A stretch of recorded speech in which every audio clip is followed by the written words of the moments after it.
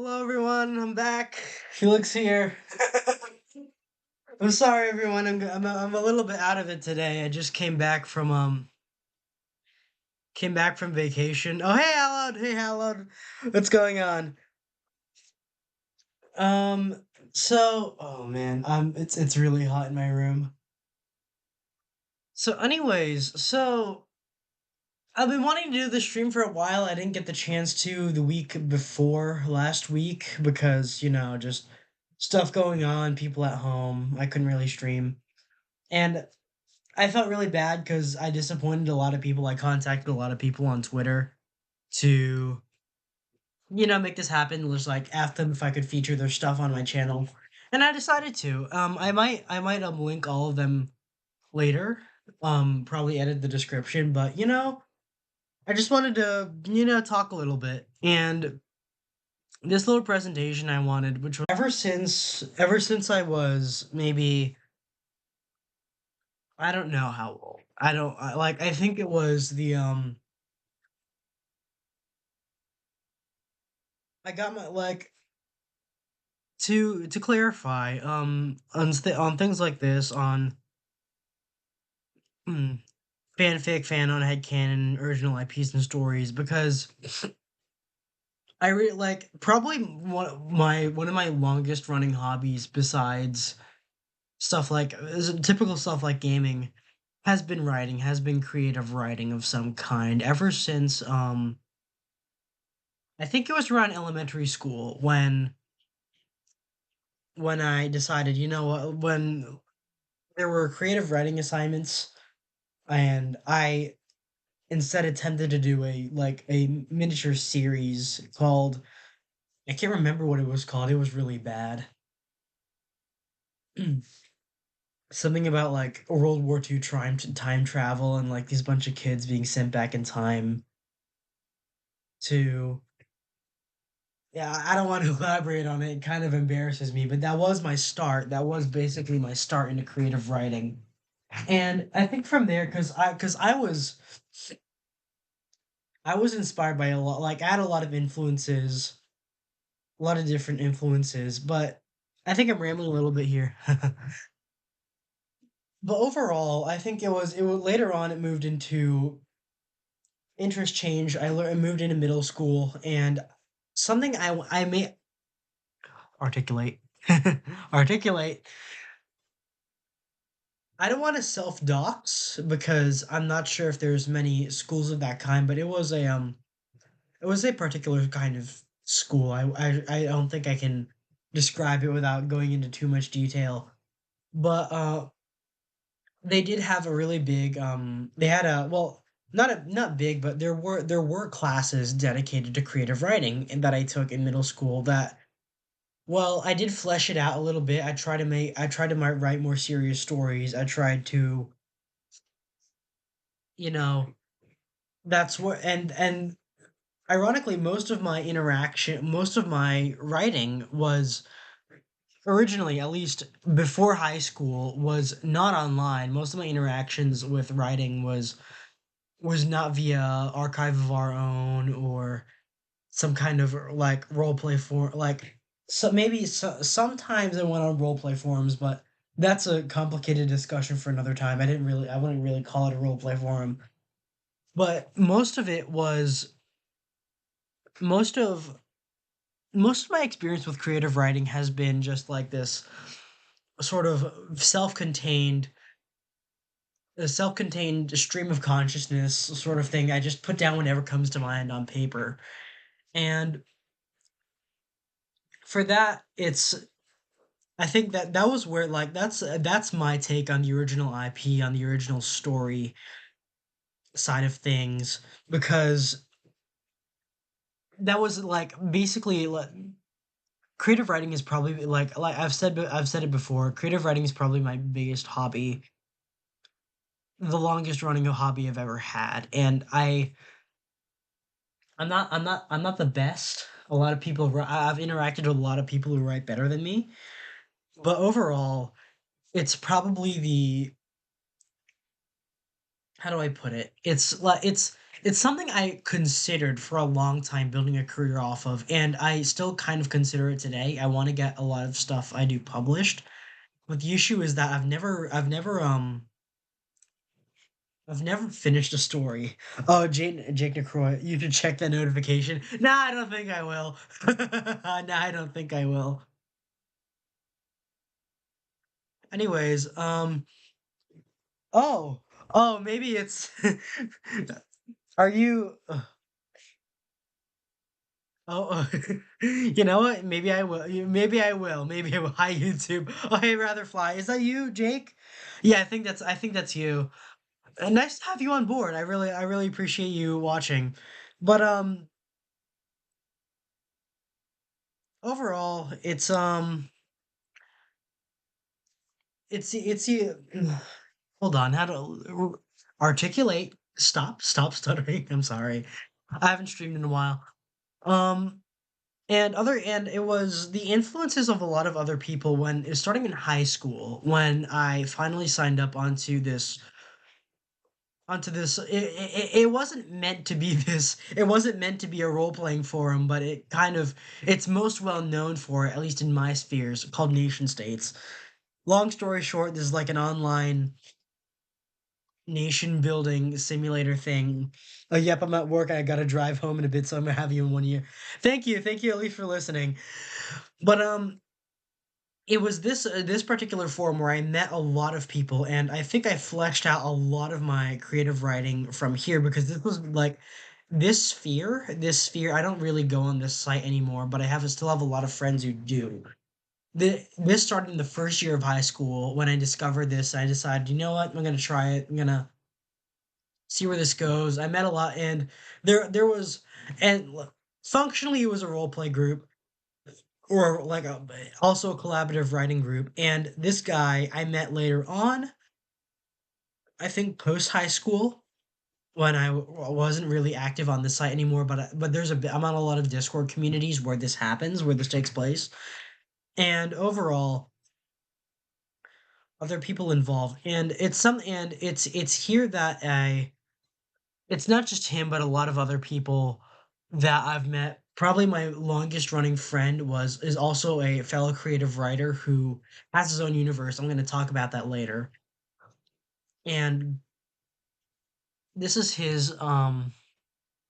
this was his, but I want to go back a little bit. But something I wanted to highlight was in the modern times when it comes to especially with the topic of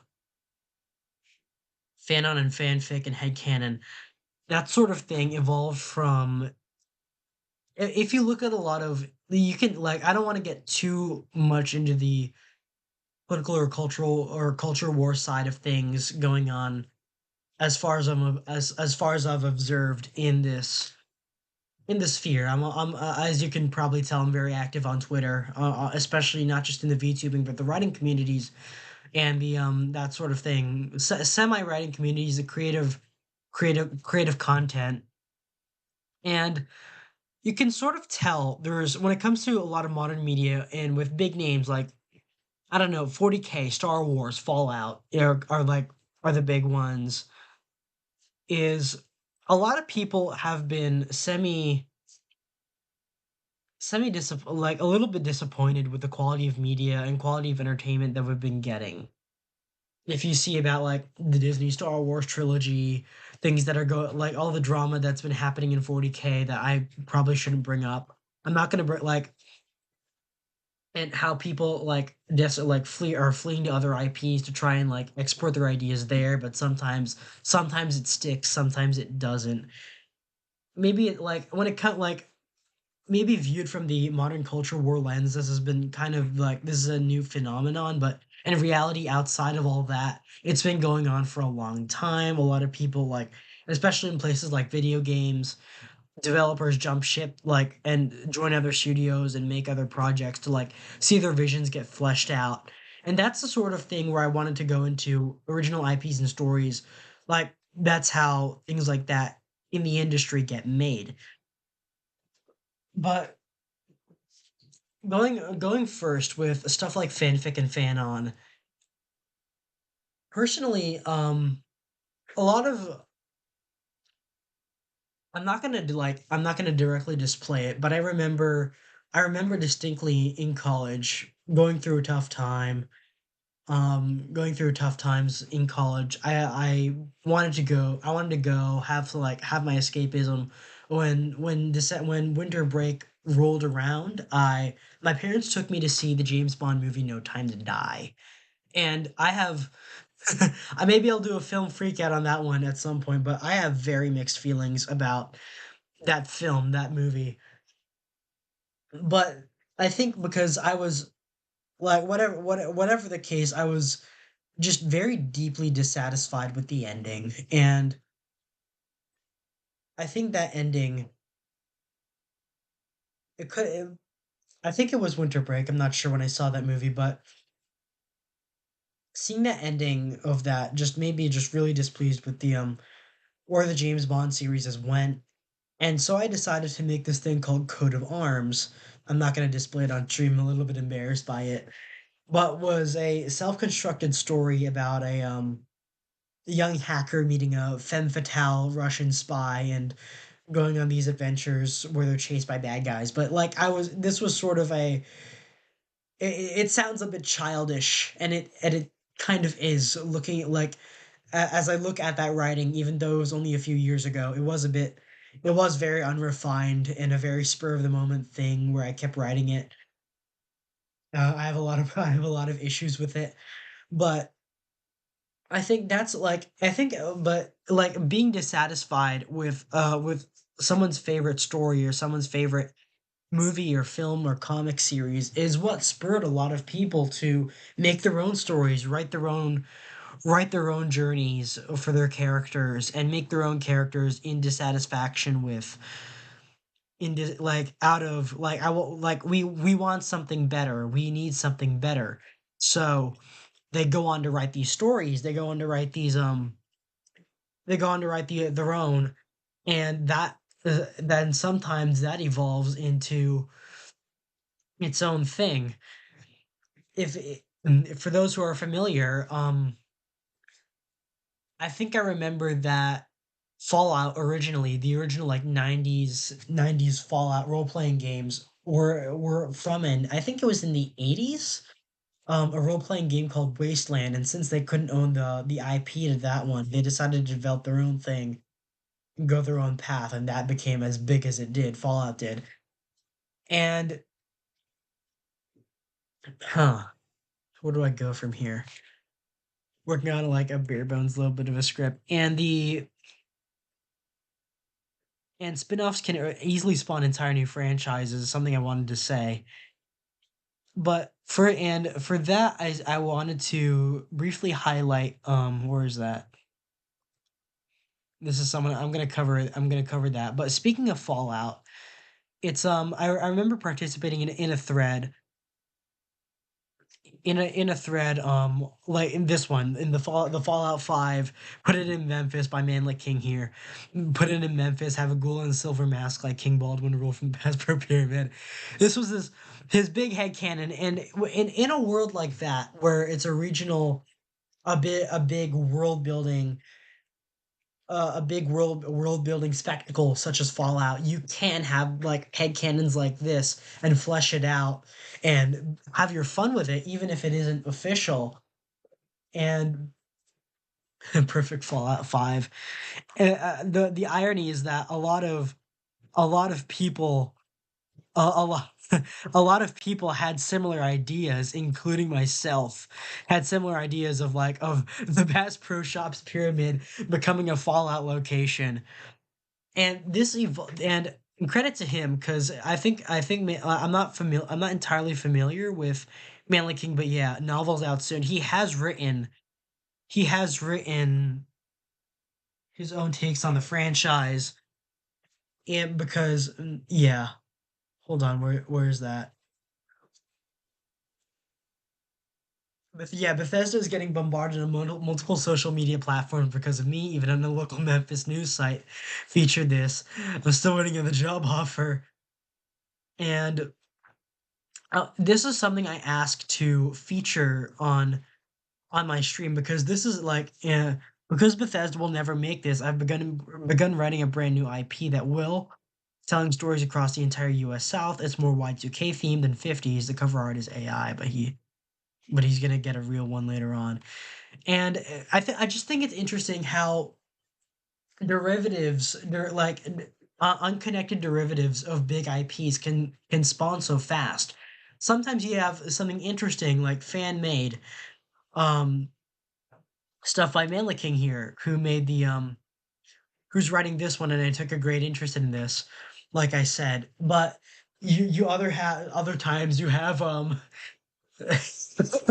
you have Rebel Moon, which I'm pretty sure, like, even I've never seen it. I don't have an interest in it. I think the CGI was good, but everything else was awful as far as I looked into it. But you have someone like Zack Snyder deciding to he doesn't have access to like he's this big filmmaker guy. He doesn't have access to his inspirations like Star Wars or 40K, so he just makes his own thing as good or bad as that would have been. Like as much as he copied, he at least tried to make something original based off of his inspirations. And I think that's the mindset of a lot of writers such as myself and me looking here. And I just love the world building process, like Bass Pro Pharaohs, Athenian LARPers from Nashville, the Neo Cherokees, and bringing back the Chicago Brotherhood from Fallout Tactics, and the all of everything else that he included. Which and world building is something I really do take a lot of pride in myself because I feel like I could world like I do it for fun. I can like if you like I do it even when I'm like browsing around and scrolling and doing research for whatever's going on. But even if you were like to take away my phone, take away my laptop, or even take away books, I'm just gonna sit in whatever cell you trap me in and start thinking about whatever comes through my head. I just come up with some kind of self-made story, self-made world that I could fit in characters and like I'm not entirely the best at creating characters, and a lot of them end up as really bad OCs, admittedly. A lot of them end up as self inserts, a lot of them end up as waifus, a lot of them end up as like imagined waifus or fantasized waifus, a lot of them end up like that. I have to learn to take pride in some of that. I have to learn to be better at some of that. I'm not the best at it. But and but yeah, I just like how I just like the process. I like how people can like sprout off different branches of a different of one inspiration or another, and it's just a phenomenon that happens.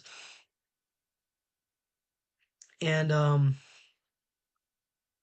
speaking of world building, this is Pancake Lady. I'm not as familiar with her, but this is her world called Frontline, which I initially mistook as a girls Frontline fanfic, but this is her own thing. This is a well-built Ace Combat style strange real world, at least as far as I'm familiar with. This is inspired by Ace Combat. But there's so much effort and work that someone can put into content creation like this, self-made stories like this, that I could not reach the level of. Admittedly, I've only drawn artwork for my stories a few times. Funny enough, that was for a school assignment, that was for like an art assignment that I really didn't do well at. But I guess it was like an art therapy thing, so it didn't really matter how good it was. But like people who are more visually inclined, because I'm very literarily inclined. I do have a lot of I do imagine things very well. I do visualize things very well, but I'm just not a good artist. I can't do that. I've never explored or try even like entertain the talent of something like drawing or painting or creating graphics like that. But for the people who do, for the people who have that mind of their who can visualize both like world build text and a subset of stories, this turns out really well. Call signs are based on the core on the force these guys are larping as, and I just love this art of the of an FA-18 and this alternate unit. Like it's using real world weapons and real world vehicles like this FA-18, but it's all fictionalized. It's all really cool. It's all set in a new context, and I like that. It's a new sometimes it's not just about creating new things, but it's about creating contexts for things that exist in the real world or in other things and bringing it into fiction, which I wish I could demonstrate that better myself, but it's that really does fill a big part. Green are for Cressarians, orange are for Fleet Air Service Corps, red are for the Federation, purple are for Fucon. This is Orange 6. Oh yeah, this is the Ace Combat naming conventions like Orange, Rainbow Air. I have so much ideas for these guys, but I dread how to execute it because curves are. This is a really nice insignia, which is evoking a lot of like NATO style, the NATO style of this sort of thing, of this sort of emblem. And this like it only lends or like Pancake Lady her efforts making making this world called Flesh called Frontline.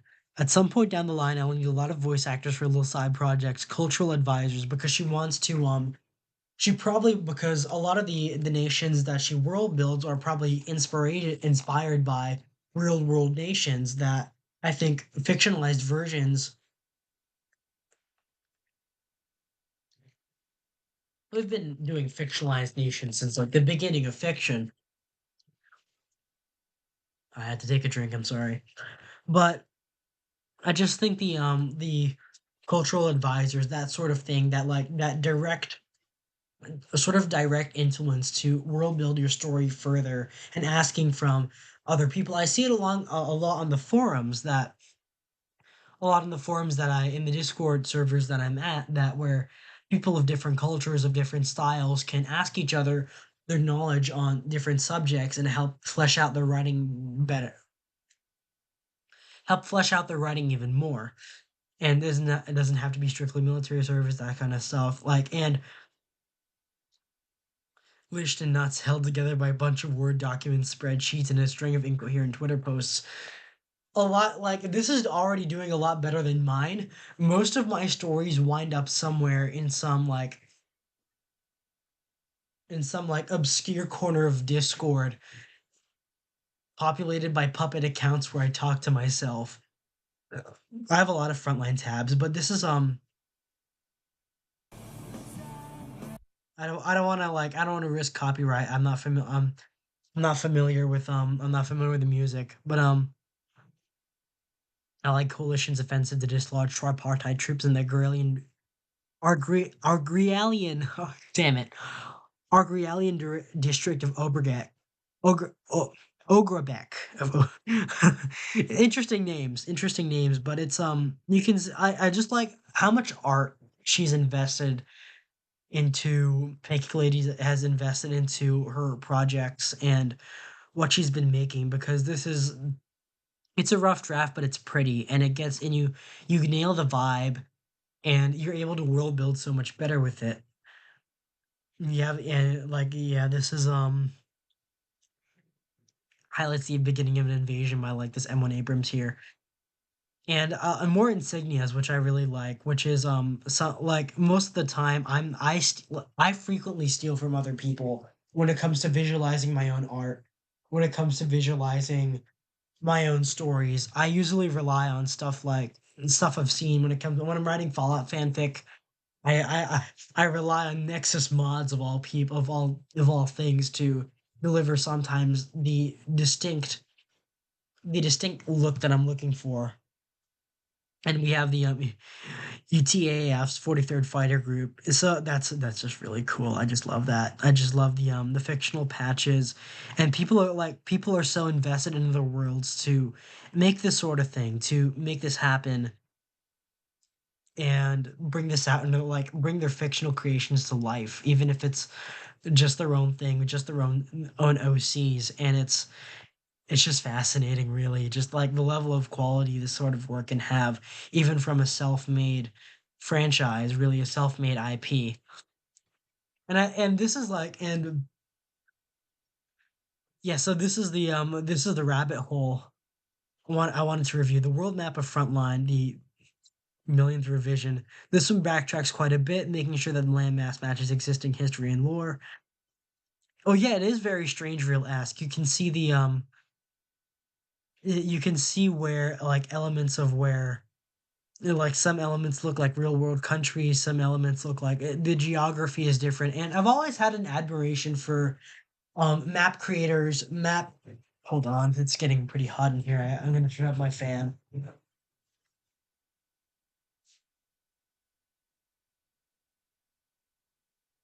I've always held an admiration for map creators or like fictional cartographers who have such a passion for making these fictional geographies. I've made a few before, like I've tried a few before, but honestly, it's not really my thing.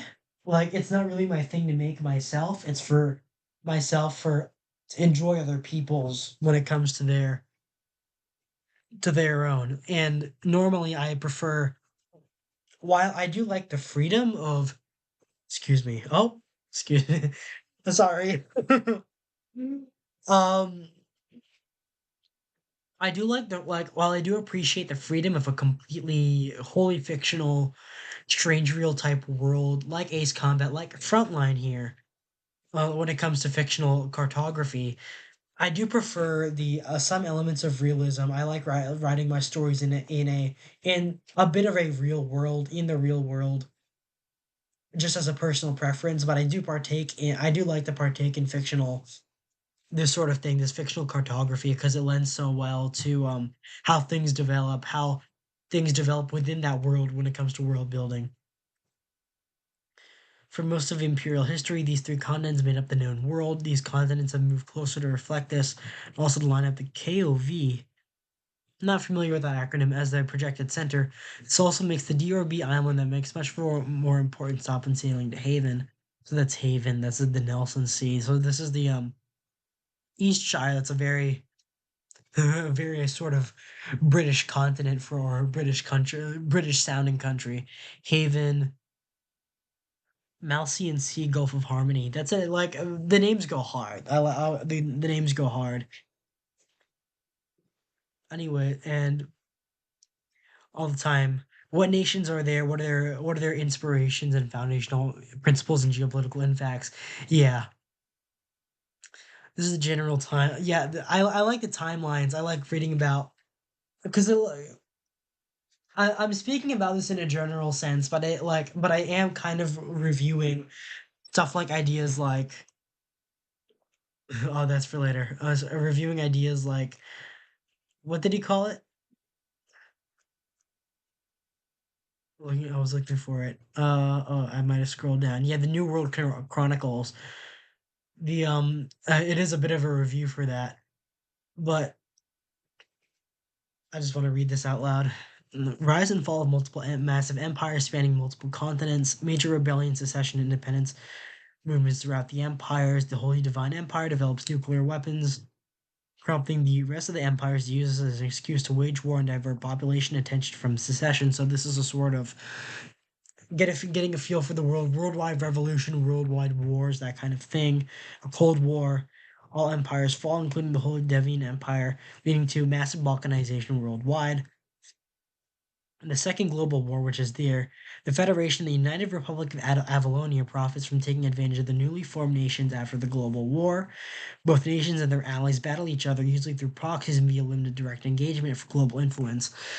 Yeah, this sort of tracks with the world building of my best friend, who we'll cover later in his own world, which I really like. This is it's rooted in legitimate geopolitics and actual history, but it's also these whole scenarios where it can make up with fictional nations. It's just so rich for storytelling, for rich for storytelling, whether it be by characters or by grand scale narratives. Meanwhile, massive anti-globalization conflicts break out, and the tripartite pact is secretly formed. The fall of the Third Global War, which is the tripartite with the goal of restoring their respective empires, reunifies their former territories. An alliance is formed to resist the tripartite and liberate occupied nations. So this is sort of their I guess their equivalent to a World War II, although it doesn't really, it might not have an equivalent.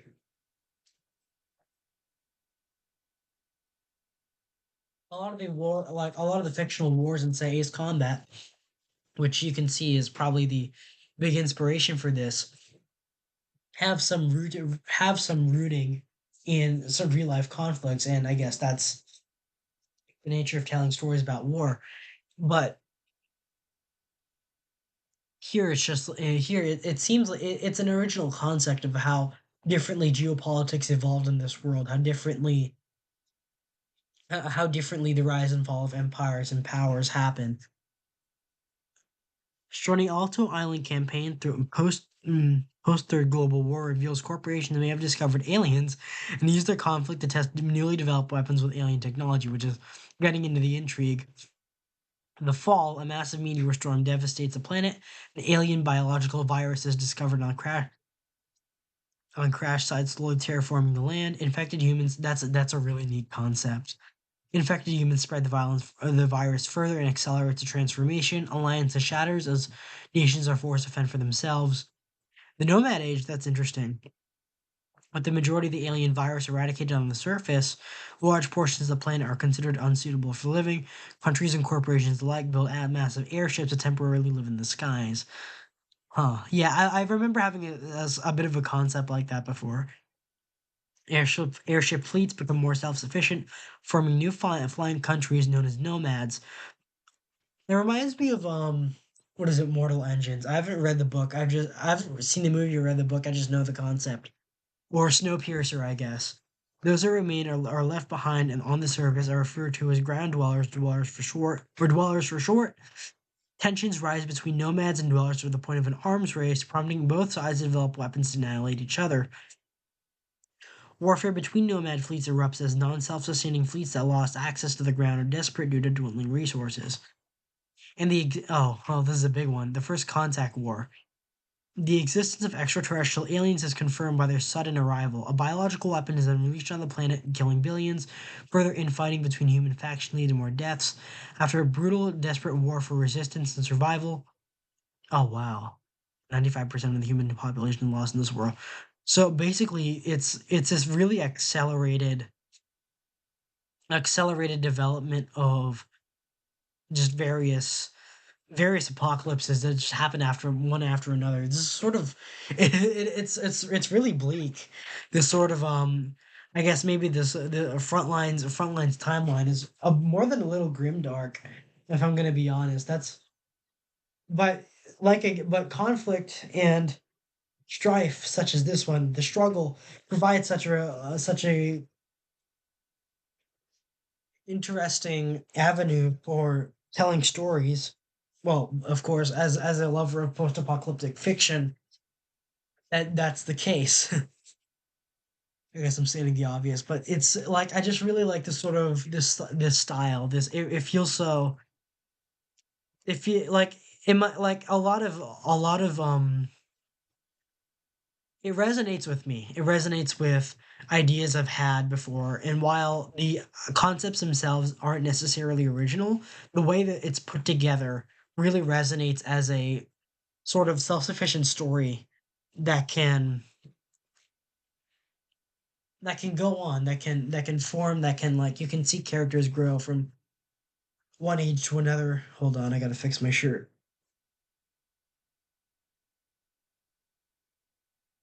And so we have the reconstruction timeline on Frontline. With the help of reverse engineered alien technology, humanity was able to rebuild and repopulate.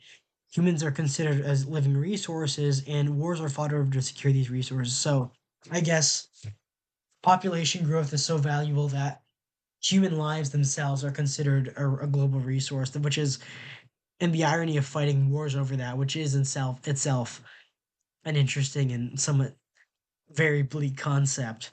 At the moment, I have 35 or so countries with various amounts of lore. and to have about 25 or so countries with some sort of designs for them, flags, roundels, symbols. Oh wow. The current goal is 50, ideally more. Yeah, this isn't. She can pull off a lot more than I can. Avalonia, Arcadia. That's interesting. I like all this. Excuse me. Holsteinberg, Vandenborough, Fennock. And you have all these different names: Jigendesh, Circosia, Katanaga. Yeah, that's I like just like the developments of all this and how they're put together because this is just really interesting. I like how all of it is. The current goal is 50, but ideally more. Oh yeah, so I was right. Inspiration wise, this world was originally inspired by Ace Combat or Strange Real. Some of these are XPs of IRL countries. I do have a rule it's never 1-to-1, but some are just a bit closer to others. For example, the Kingdom of Argalia's history and some of its districts are based off Poland, but with a flavor of Vietnam during the Indochina times, has a geography identical to the US Midwest. Oh, wow. Has politics or economy inspired from the CCP under Mao Zedong, and their history in 2005 is based on Czechoslovakia. Or how the Democratic Republic of Bremensburg is practically screaming in late war Cold War USA with M81 Woodland, M16s, M60s, F14s, Forestalls, Florida Beach Sunset Nice, 80s music, and synthwave. From a military cultural standpoint, they are big on heritage and lineage, where traditions and knowledge or academia are just as important as training. Where its history starts off as literally a navy, a fleet of ships that ended up becoming a country with the civilian government. In this regard, I took inspiration from the Prussian Army Royal Navy in 2004 Battlestar Galactica. It's this mix and matching and taking influences from a bunch of places that I think is what makes a faction unique and more interesting than blatantly going 1-on-1. I have to agree. I really have to agree because this is basically what I did on this site on Nation States. I ran more than a few countries on here. We built like this own as part of a bigger world building project with friends. I'm not gonna bring up my nation name, but it was interesting because like my line of thought was making this sort of island archipelago nation in the Caribbean that sort of evolved from the pirate republics from the pirate republics, but was and it later became a Spanish colony, then became a British colony.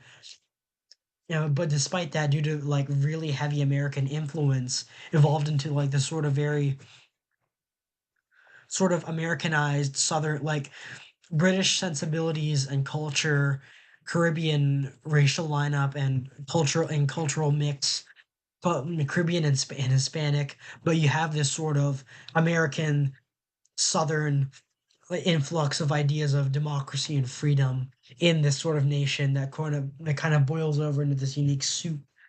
And another friend of mine did alternate history with like, what if Prussia and Poland united? What if the Cajuns in French Arcadia became a kingdom instead of assimilating into the U.S. and that sort of thing? What if the U.S. became a monarchy is a big thing on the sort of site.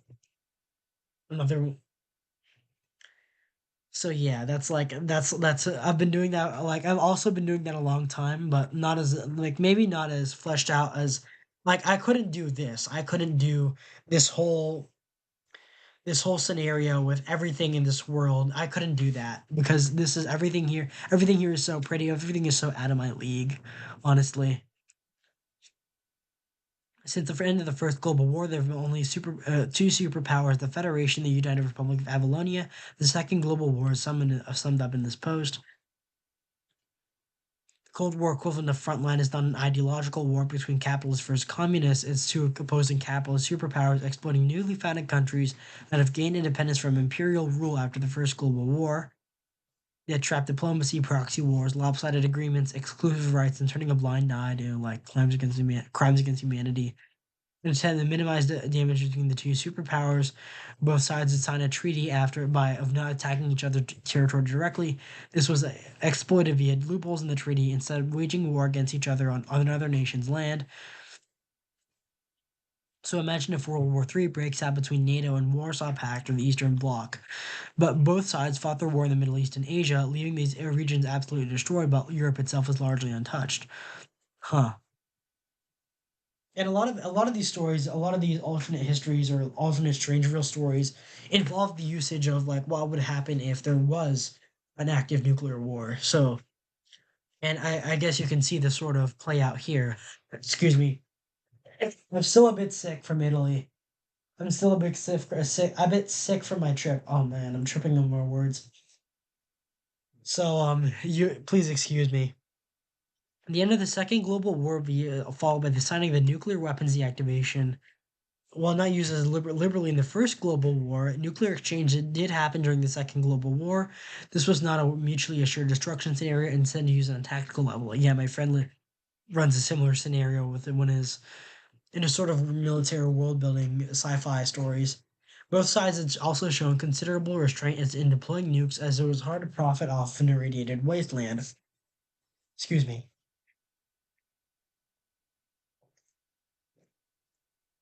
Let me have more of that. More of that drink. The end of the Second Global War would be followed by the signing of a nuclear weapons deactivation, disposal and deproliferation agreement treaty, abbreviated as the D3. Yeah, that's yeah, because like this really does feel like a like again, I don't want to disparage it, but it does feel like you can see where the inspiration from Ace Combat came from. A lot of their commentary is about the nature of war, about geopolitics, about nuclear war, similarly to Metal Gear.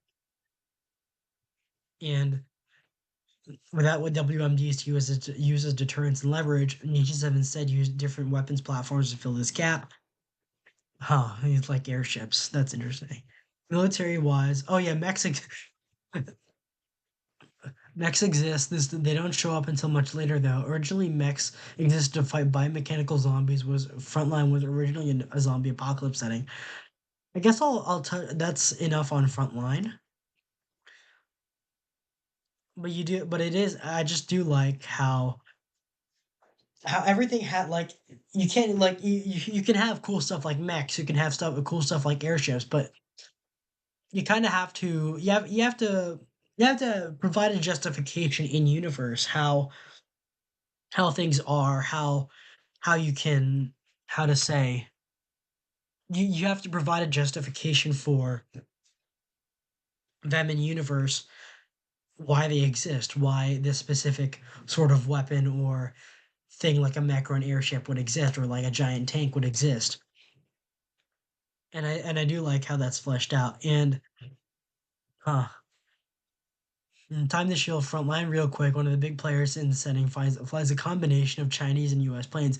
That's the interesting part about like especially for people who are into military stuff like me, like military world building and military technology, weapons like that. One of the big players in the setting flies a combination of Chinese and U.S. planes, and I can't just express enough how much I want to see this in real life. Yeah, it's because like a really favorite Cold War trope of mine or like military trope of mine is seeing like American and Russian planes on the same side flying together, and that is used by certain countries in real life. But as a fictional concept, it just rings really hard like war for the purpose of peace, sort of like union against a greater threat, how that symbolizes that. And I guess in this case it's the juxtaposition of having US and Chinese aircraft be flying together by what is in universe is the same the same country, F-22s and J-20s, based on a heavily modified foreign concept. F-15, F-15E, J-10s, F-4Us. That's interesting, yeah. It's a cool mix. Third Global War KC rifleman maybe. So this special M14. Oh, hey Jake, I'm back. I'm back. Hey Jake, what's going on? Hold on. Let me retrieve the let me retrieve the chat box. Here we go. And there we go. So yeah, I like this M14. It really reminds me of stuff like Resistance, Fall of Man. It's a really cool concept. Or how this like battle rifles and big guns like this are still the standard instead of assault rifles, and you have this sort of fantasy inspired sci-fi but still realistic web gear and plate carrying loadout. PC riflemen. Some of the key One of the key battles in Operation Camembert for Frontline has Allied forces under General Bryan attacking a casely held medieval fortress. Due to politics, the Allies have to assault this on foot without heavy power. 11 Bs attacking castles with assault rifle sounds rad. Yeah, it really does. And you have like because because it's based off of real stories, not just medieval castles and medieval fortresses and all that. But during World War II, you did have forces. You did have hey driving wall. Hey Jake, good to have you back. But in during World War II, like the Battle of Castle Ytter, you had castles being used for actual fortifications by modern militaries.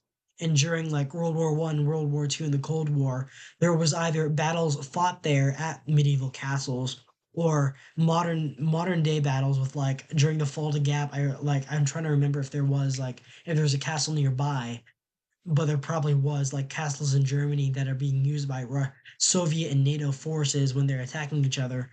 And that's just such a cool concept that I think she brought it out into her world with this sort of thing. Those operations, those military operations with modern tactics in a medieval environment would look like, such as castles. And speaking of world building and my take on building, there's just something so wonderfully schizophrenic about all of this. I just love it. I think this is what inspired me to fire this up and make this stream happen because I really wanted to cover everyone's the writing process and like I think because I don't want to comment on the situation with Trans Crusade because it's all that. I don't want to drag drama into this, but like you can see why like people got dissatisfied with 40K. They went to Trench Crusade. People got dissatisfied with Trench Crusade, so they made their own thing out of like a dissatisfaction. They wanted to maintain their escapism. They wanted their they wanted their they wanted their ideas to be heard, and it's so wonderfully schizophrenic. Like it's a shit post. It is clearly a shit post, but it's just done so well with such high quality art that you can't help but appreciate all of it. And the concept just goes so hard. Turkopol, so Turkish Pole, super insurgent death commandos to counter is Cyber Hindi True Terror Trooper. So it's like Far Cry Blood Diamond. And not Blood Diamond, Blood Dragon. The Supreme Black Army Council created the SIDC as though the commandos do not have access to the genetic modification required to use terror armor, which is probably like um a Space Marine knockoff or nor the industry. They make up for it with a combination of many commando tactics used within the alliance in order to prioritize their ability to counter cyber Hindi heavy armor. And I love how like all of this is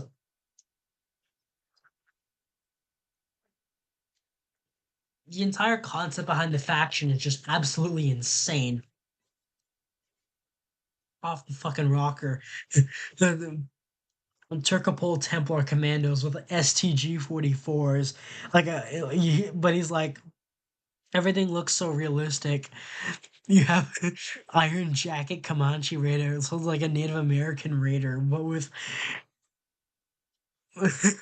with this Templar shield and an AKM. It just looks so cool. It just looks so cool and it goes so hard. Comanche mounted anti-hover tank infantry. Oh man. And you have like the AKS 70, like the AK underfolder, not being able to produce their own hover tanks or land cruisers, instead of attempting to make their own lesser equivalent, the Comanche used the mobility and speed of their genetically modified horses to superbly counter their armored enemies. It's a Native American on horseback. The horse has a gas mask like in World War One. They did have these, by the way. This is realistic. and during like from World War One through like the early Cold War, this happened in World War Two, I believe. They did give their horses gas masks, and like especially when dealing with either like chlorine gas attacks, like poison gas attacks, or nuclear weapons or like chemical weapons. And you just have this.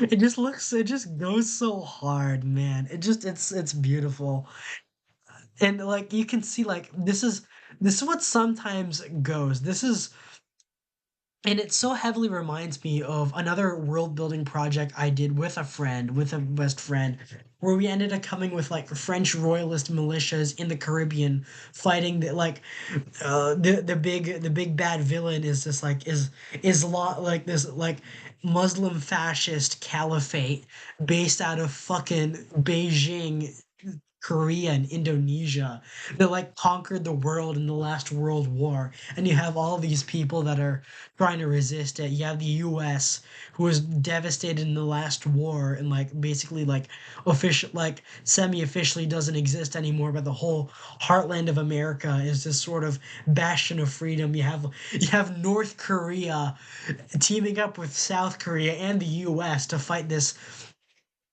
had to fight the this like to fight the bad guys, the big Muslim fascist bad guys, in this sort of in this like highly schizophrenic, out of insane whack role. You have the Russians on like patrolling the land bridge. It's very like some of it was inspired by Fallout a little bit, but that was before I got into Fallout. You have like the Vatican plotting a secret rebellion in Europe to fight them off, even though like they already made a semi alliance with the Muslim fascists for some reason. Even though it's highly unrealistic, it's not like it's like politics as a parody of its geopolitics, religion and politics as a parody of itself. See, you see, like the 12th War Crime Company of Baja, after the United Nations, Council of States, and World Companies Incorporated all collectively agreed to the Advanced Human Rights idea deal. It was universally agreed only organizations related to nation states, like so basically state militaries, could be complicit and charged with war crimes. Therefore, technically, individuals privately hired could not be. This is useful for certain people. I just love it. It's so fucking insane. He's wearing a tunic. He has a G3. He has a cockade on his beret. He has a fucking skull on his flagpole. He has this bayonet. He's wearing a tunic under his BDU, and he has a balaclava. French Foreign Legion. Once the French Foreign Legion was able to purchase itself from the French state, becoming a private company, it sought to go to the Red Continent, North America, for glory and gold. That goes hard. I'm sorry. I made a similar faction. Well, my friend made a similar faction for his stories. And we all had this sort of thing just going on. It was entirely schizophrenic. It was out of whack. It was crazy. I had like mercenary groups from another dimension inspired by Metal Gear, and it's great. Oh, I remember that. It's funny because I know the photo this is traced from. And it's interesting. The Arab Volunteer Auxiliary Forces, after the 4-hour war, resulted in the Great War from Fallout, resulted in the complete destruction of all civilization in the Middle East, including Israel, resulting in a strategic Arab League victory. Hallowed, I blame you. Hallowed, I partially blame you. This is reminding me of the fucking Finno-Korean hyper war that I was forced to, that I read on my birthday. It include many old guns found to work elsewhere. And it does go hard.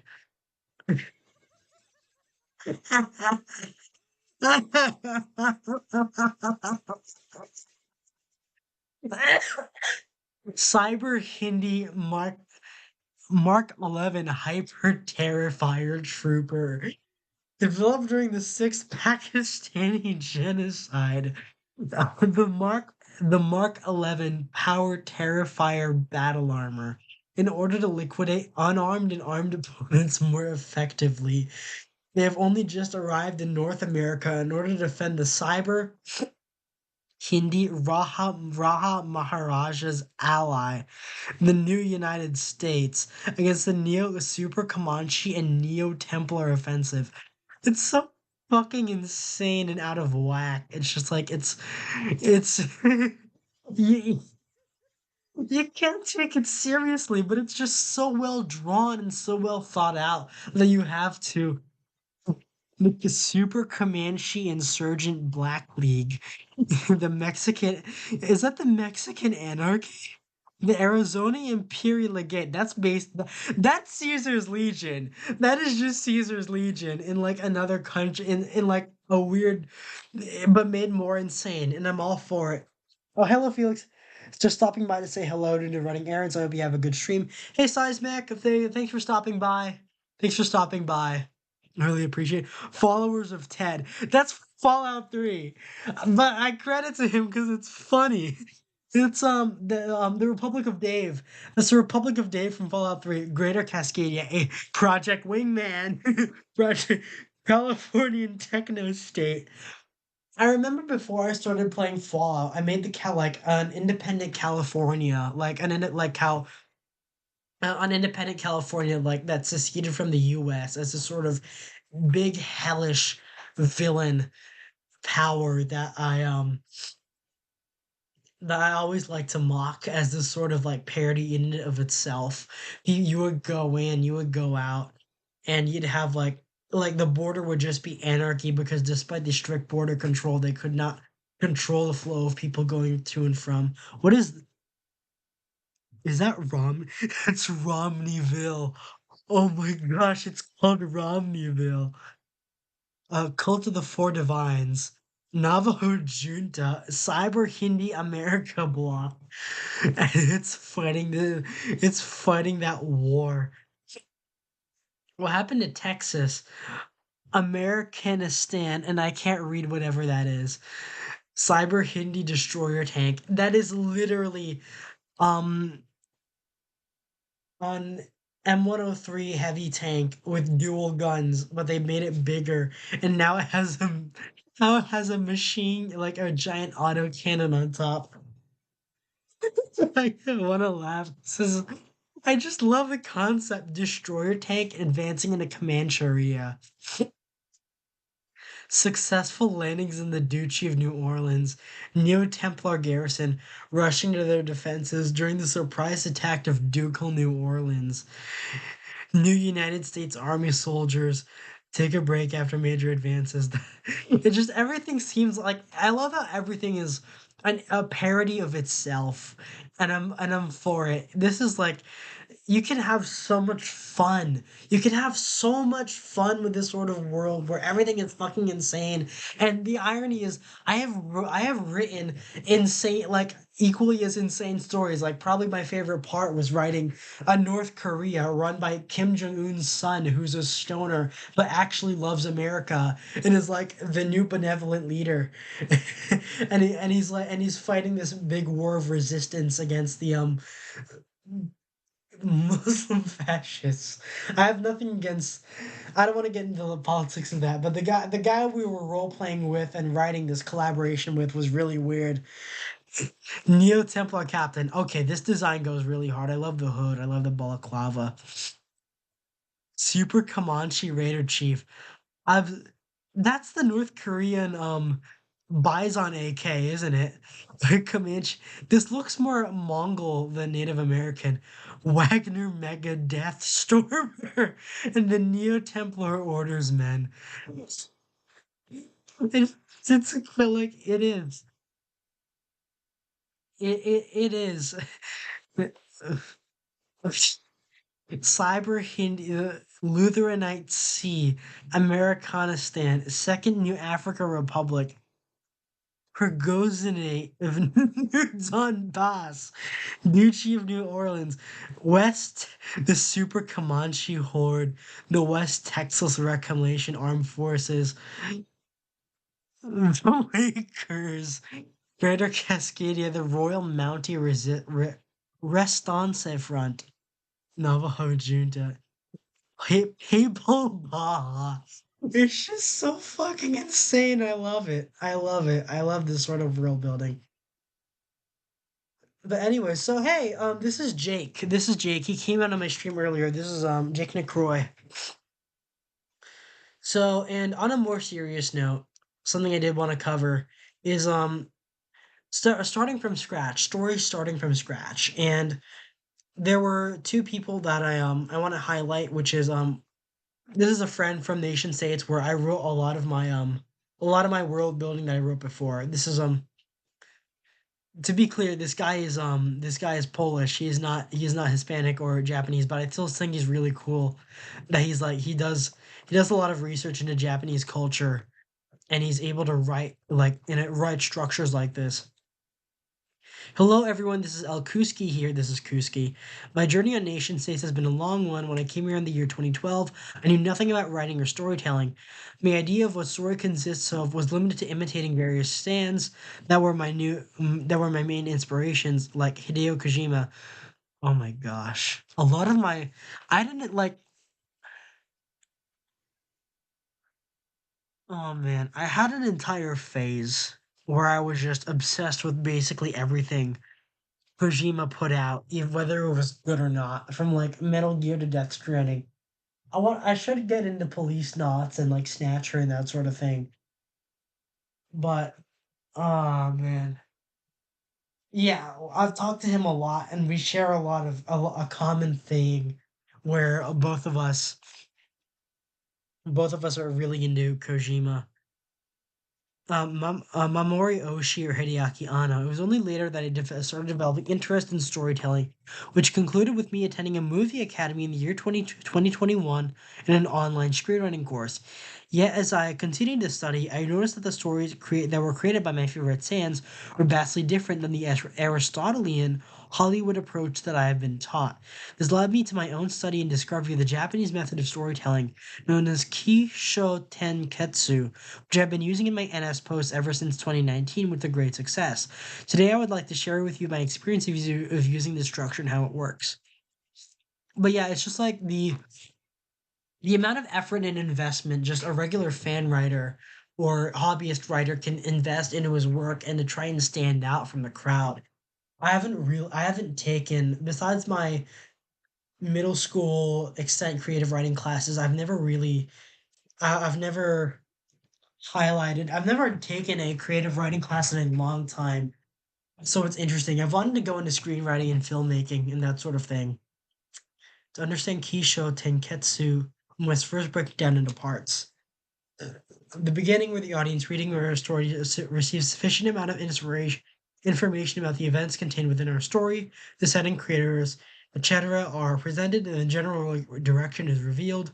The development, is where information expanded, provided, and key is expanded on. 10. Twist, the most important part. Something unexpected, something surprising happens that disrupts the rhythm put in the first two acts. And Ketsu, the conclusion, the story wraps up. The main difference between Western storytelling and Japanese storytelling is that Japanese storytelling is driven by causality rather than conflict. Of course, it does not eliminate the conflict in the story or diminish its value. Rather than creating an external conflict where the protagonist aims to reach a certain goal, this kind of storytelling is a series of reactions and actions that leads the protagonist to a conclusion that the storyteller wants to reach. Entertainment value of reaction is very well known to those who look at reaction videos on YouTube. Twist serves as a sort of recontextualization of the story. It allows us to gain a new perspective on the events. Alternatively, it may be a surprising event or a new unique solution to the problem presented in the first two acts if our Kisho Tenketsu does not provide conflict. I don't want to read too hard into because this is itself a really big this is itself a lot to read, but it's just interesting how much he's compounded on this on this writing style, and this is and just I'm just admiring my fellow writers in the community, how much they're willing to invest into stories like this, stories like and creations like this in order to make themselves stand out and be different from the crowd. And it like you don't have to always be different from the crowd. You don't always have to be stand out, big stand out, blowout, that sort of thing. But it does lend itself well if you do want to do that sort of thing, to put in the research, put in the effort, put in the development, something I haven't done myself, and sort of like adopt new philosophies and maybe encourage other people to do the same. I watched this recently, Suzumi no Tojimari by Motoko Shinkai, same writer director for Your Name and Weathering with You. Didn't actually give a deep story analysis, but I noticed most of his movies didn't follow this typical three-act structure and couldn't quite describe it. It turns out it follows the Hisho Tenketsu format. Never heard about it until today. Now the movies and all the other animes made perfect sense. In typical movies, he could have ended his story in the twist arc, and the story would still be fine. But the fourth and final act comes in the story on a whole new path, and the conclusion was beautifully crafted. Yeah, even Your Name, Weathering with You, follows the same four acts format. So, going off of original creations, original writing, and especially on the development of OCs, this is Jake. This is Jake who came into my stream earlier, who I promised I would highlight. And this is his my name is Jake. For the past 5 years, I've been writing a book called Daydreams. It is currently being published with Book Logic, so I'm probably gonna link him in the description afterwards. It has been a passion project of mine, and I never thought I'd be making a whole website dedicated to it, but here we are. I cannot dedicate it and thank you all enough for your support in making my dream a reality. Thank you, Jake. But it's trying to a rather fly kind of guy. Yeah, that's his name. The cast of Daydreams with the trying to oh, that's in a second.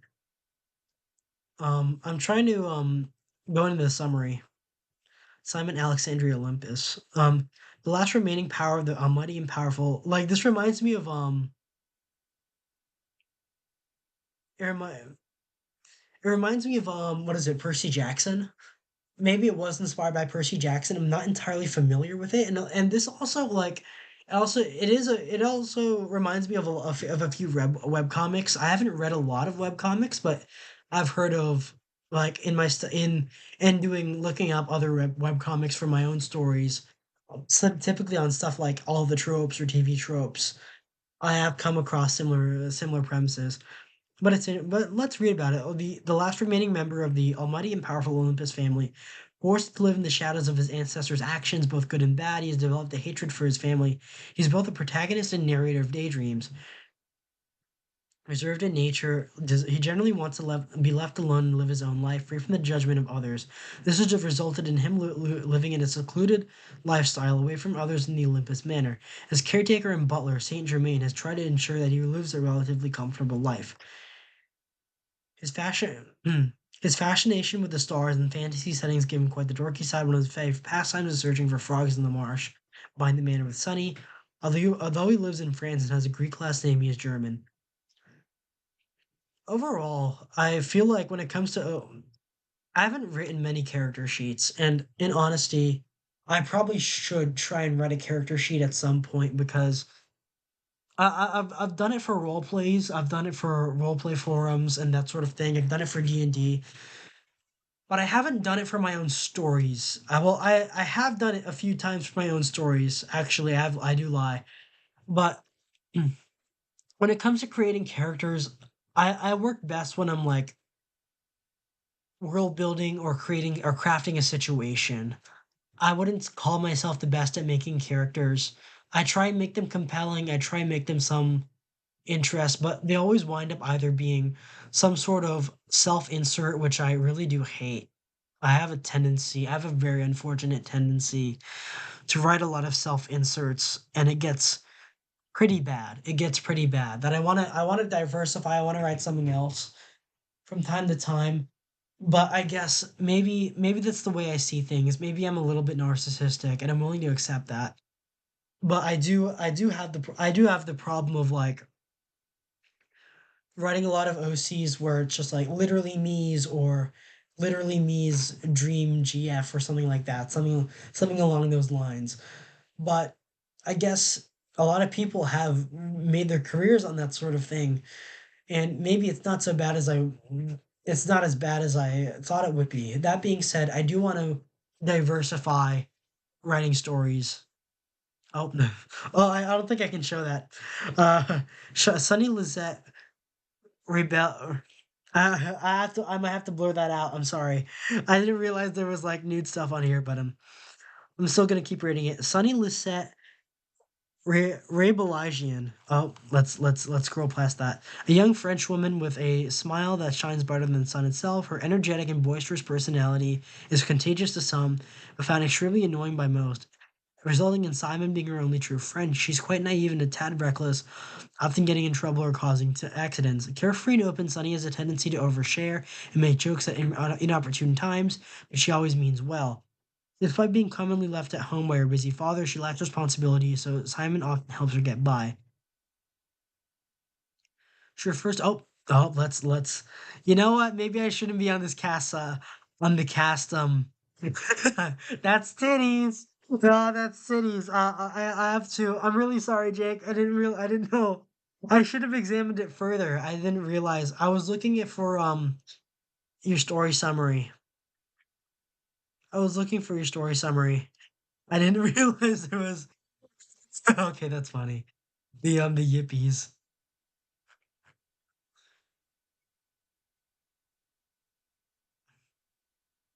A pair of a crossover drawing I have zero right to make. That's interesting.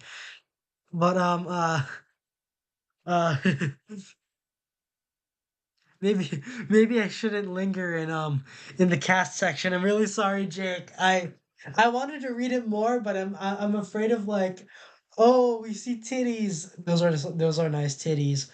We're gonna see titties, and I can't show that on YouTube. That's a woman titties.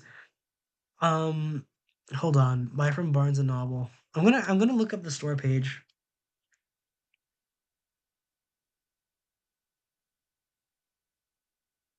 Have you ever told a lie? His entire life, he was been told he was destined for greatness.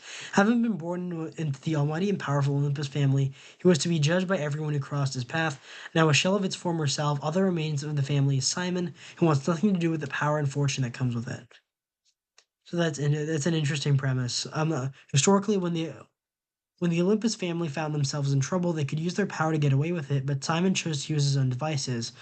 When life turns sour for him, his convictions end up strained as he does anything he can do to preserve his own well-being. Daydreams is his retelling of those events. So it's like a I just realized this is a JoJo pose. But it is interesting it's not necessarily my interest or story. My I guess it is I'm not entirely sure on the genre. I'm not sure if it's like the names remind me of Percy Jackson. It could be that, it could be not. But I don't wanna pirate it. I don't wanna you know, I'm just gonna read I'm gonna read the whatever this takes me. But I just really like that Jake is this is a genuinely published self-published book that it's like he could have released it as a webcomic, but it is really as a book. And I just appreciate like this is not just me because he's a friend of mine on Twitter, but I do really appreciate the amount of effort that he invested into daydreams and the elements of all this sort of thing, where all of this goes. Because I have never published anything of mine. I have never finished a story of mine. I think maybe I have once, but they've always been extremely short stories or one shots that never really that aren't significant enough on their own for me to publish them. I've never published them online. I've only released them to friends. And the fact that he's like willing to keep at this for so long and be so dedicated to such a project is just really commendable. And it is really the beginning of where every author starts. It's a step where he has crossed, he has made himself into an established author. He is publishing and selling his book online. I have not done that yet. I have not been able to fulfill that yet, but he's crossed that threshold and he does a lot of girls frontline art and I can see a lot of his art goes into that. Oh, this is Oh, reach the end of the sample. Oh, so this is how it is. Oh, because it is really it seems like an emotionally driven story, which, as much as it's not necessarily my cup of tea, it is interesting to, and I probably could give it a read one day because just the art looks really good. Admittedly, I know him mostly for his art, but knowing from him, he's probably a good writer when it comes to emotional bits. And rounding off is someone else who I'm a big fan of, who I talk with a lot on Twitter is Faust or Toffee 32. This is her, and this is where the elements of Fanon and Headcanon come in, where a lot of, because I don't want to necessarily, I did react to bringing up a Fallout because this is Fallout themed. This is set in Fallout. Bringing up the Fallout TV show, a lot of us were initially a lot of Fallout fans, including myself, were initially, because I thought I had a lot higher to, oh, I had a lot higher hopes for the trailer than I thought I would. Then like I had a lot of high hopes for the trailer of the Fallout TV show, and the fact that it went so bad, I didn't like. I watched Kretos's review of it, and while I disagree on him on some counts. Really feel like it absolutely did not it did not do the Fallout series justice at all. And I was already working on a Fallout fan fiction called Heaven and Hell, which I've been working on for quite a while now. I just got done with a prologue, and I'm trying to get the characters out of Good Spring, so to speak, and literally. But it's sort of like this sort of semi dissatisfaction on my end inspired me to continue writing it, continue fleshing it out, continue building on it, because I don't want to leave that be, since I have so many plans for it, and I want to delve deeper and deeper into the realm of Fanon, right? Of like writing proper Fanon, and but Faust is a Faust, like I'm not gonna cite exactly where is that. This right here was, like, as far as I can remember, meant directly in a reaction to what was perceived as, this wasn't like the Fallout TV show didn't do justice to. And while it is art instead of writing, the narrative inscribed in here is just, it's just it just really is well done. NCR Trooper remnants are pilgrimaging out of shady sands with the icon of Our Lady of California, Innocence Tandy, so that it just goes hard. It's sort of like how headcanon, like how dissatisfaction with current day media can produce something so bright and full of life, honestly. And some of her other stories include this love story between the one of the villains of New Vegas, like Atlanteus, and her OC Claudia. My OC priestesses working at Fortification Hill. Her family was from Arroyo, one of the many saved by the Chosen One. Implied she's either a psyker or perpetually high on chems, who influences the legate. The only time you see the Legion practicing their so-called religion is in Lanius' tent, women sacrificing before the battle, and Clodia is an oracle and oversees religious rites. And now, like, you have different in, interpretations. And like, this isn't necessarily my interpretation of how Caesar's Legion would go about doing their thing, how go about, you know, having like practicing their religion. I would see them more along the lines of a more traditional Roman sacrifices, not necessarily human sacrifices, but like givings up of their own resources. I don't know. I'm rambling about on like what I think versus what she thinks, but what she thinks matters, still matters as much as what I think, because a lot of this stuff was not fleshed out within the actual Fallout games. This is all fan canon. This is all fanon. This is all fan fiction. But all of this was never fleshed out in the original Fallout games. This isn't necessarily a rewrite as much as it is a personal interpretation. whether Lanius or not believes in the rites, he practices only them for the sake of killing, or if Claudia really is a psyker with clairvoyance and mind control powers, or genuinely just crazy, they get legitimized through what the other offers. So that's like build like and the whole process of she's really good at not just that art for what I appreciate, but building off of this building fictional relationships between these characters. And I think that's the best part of fan fiction, building between building relationships between, like, be it fictional and fictional characters, real and real characters that never really interacted as much as they should have, or fictional and real. And while it does seem a bit cringe from time to time, I guess, on in the terms of in the terms of, like, yeah, of the whole story about, oh, 99% of fiction or fanfic is going to be shit. Maybe that is the truth, but people put effort into it. People put genuine investment into it, and Faust is no different, but her art and her writing shines up and above when it comes to this sort of thing. And again, what and it the best parts of writing fanon and fanfic is that they like, you get to explore avenues that people normally don't take. People of the greater sphere normally don't take, and this expands the value of the story. This expands the world building on its own. And I like that. This is where it goes. This is where things go for that. Is someone home? I'm not sure.